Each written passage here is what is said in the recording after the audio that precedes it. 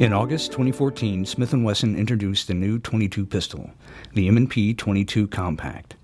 It is a full-size M&P scaled down by 15%. It weighs in at a very light 15 ounces.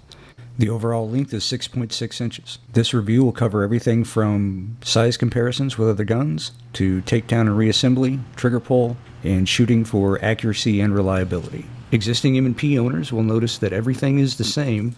All of the controls are in the same spot. The takedown lever, the slide release, and the safety are exactly where you would expect to find them, with one notable exception. The ambidextrous slide release is absent on the .22 Compact.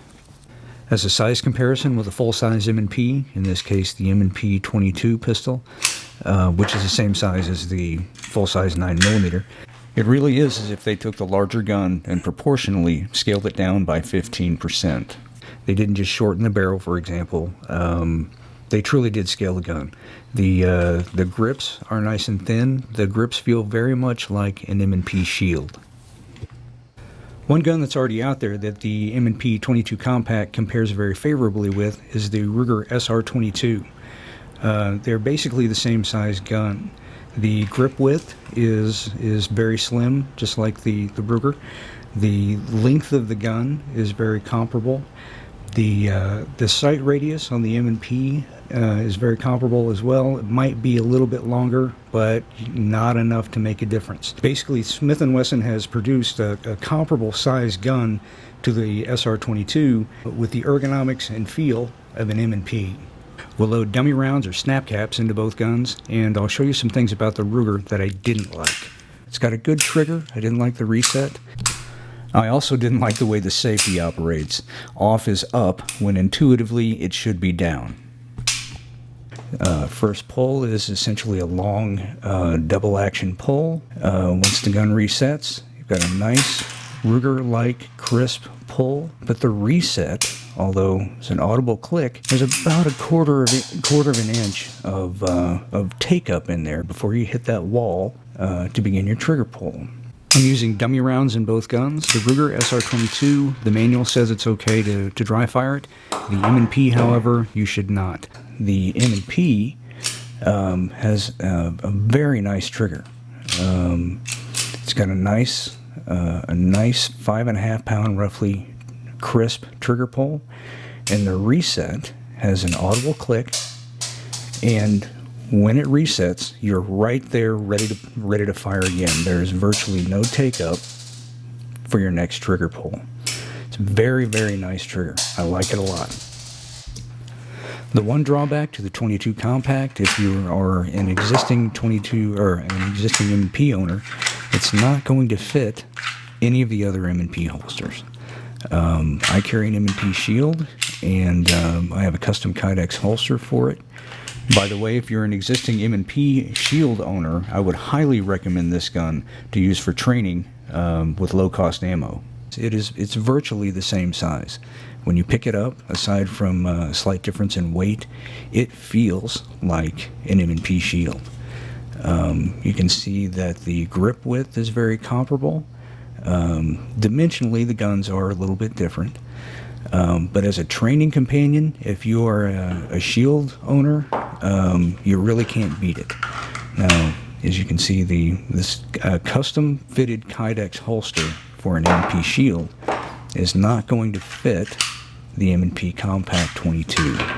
If you're going to use it as a training companion, you probably need to go with a more flexible holster option. Takedown or field strip of the .22 Compact. Make sure it's unloaded. Safety check. Lock the slide back. Put the takedown lever down. Lift up on the back of the slide, and the slide will come right off. Take out your recoil spring. It's a newly designed recoil spring.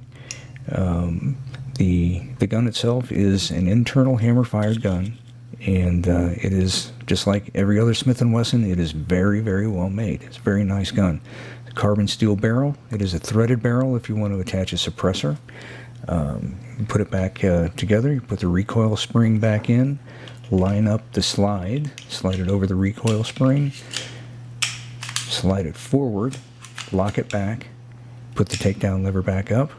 And you're good to go. You're good to go. That's it. Very simple, very easy to take down.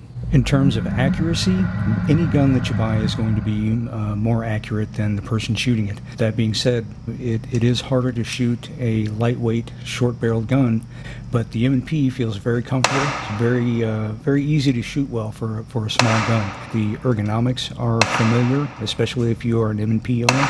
On this particular day, I was at a range that is less than optimal. If you look closely, you can see the target sort of bobbing and weaving in the air currents in the ventilation system.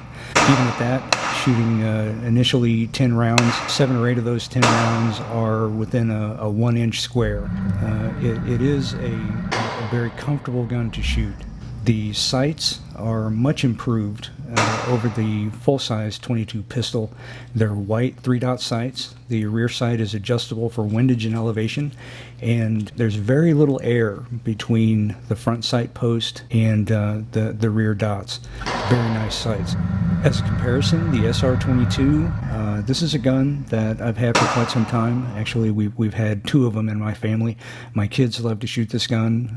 It has interchangeable palm swells, so it's easy to get it to fit small shooters' hands. You don't get that with the M&P.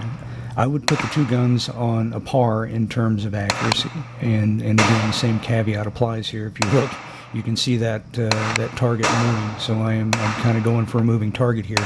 So it may not be the best visual judge of accuracy, but I would certainly put the 2 guns on a par as far as shootability.